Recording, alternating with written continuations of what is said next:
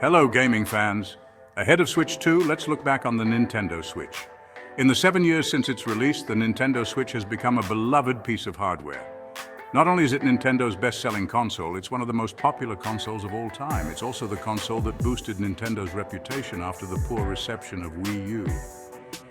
In 2021, former Nintendo of America President Reggie Fils-Aimé, looking back on the Switch, said it was a make-or-break console for Nintendo. But behind the rose-colored glasses of the Switch's success, Nintendo has faced its share of controversies. Since 2017, Nintendo's been criticized for several issues related to the Switch console, like the infamous Joy-Con drift, the launch slate of Wii U ports, and hardware shortages. Ahead of Nintendo's next-generation console, for which there will certainly be lots of new discourse, let's look back at some of the controversies around the original Nintendo Switch. Nintendo Switch had a massive shortage. And no, we are not talking about the Switch shortage of 2020 when the console suddenly became nearly impossible to find. Nintendo also faced a Switch shortage upon the system's release in 2017.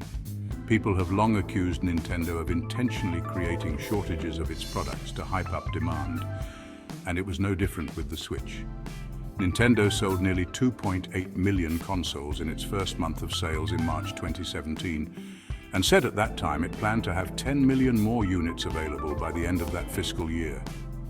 Nintendo vastly underestimated how many people wanted a Switch. It became so hard to find that Nintendo had to put out a statement that this wasn't intentional. Nintendo Senior Director of Corporate Communications, Charlie Shibata, said, "Nintendo didn't have an intentional plan in terms of shorting the market. The company was making consoles as fast as it could," he said.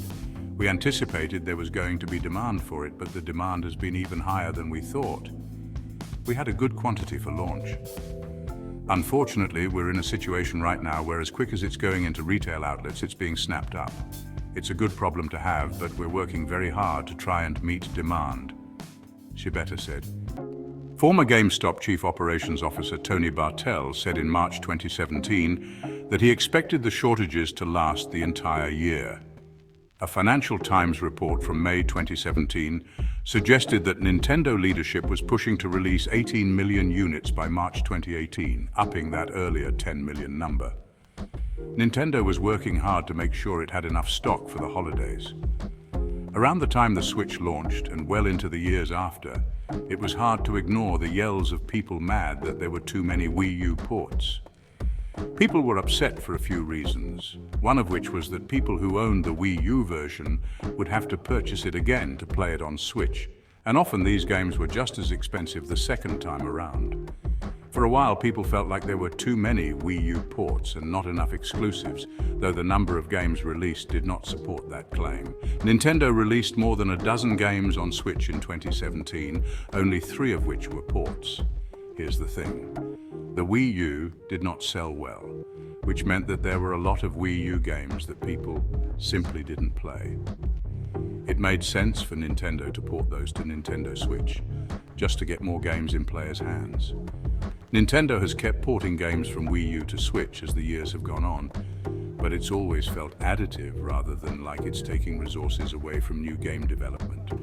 The most valid part of this controversy, though, is that people have had to pay full price to buy games a second time. So what are your opinions about the original Switch? Do you have a Nintendo Switch? What's your favorite Nintendo Switch game? Let us know in the comments section below and stay tuned for Nintendo Switch Controversies Part 2. We will talk about the Nintendo Switch Joy-Con drift and other controller issues. Thanks for watching, and I'll see you next time.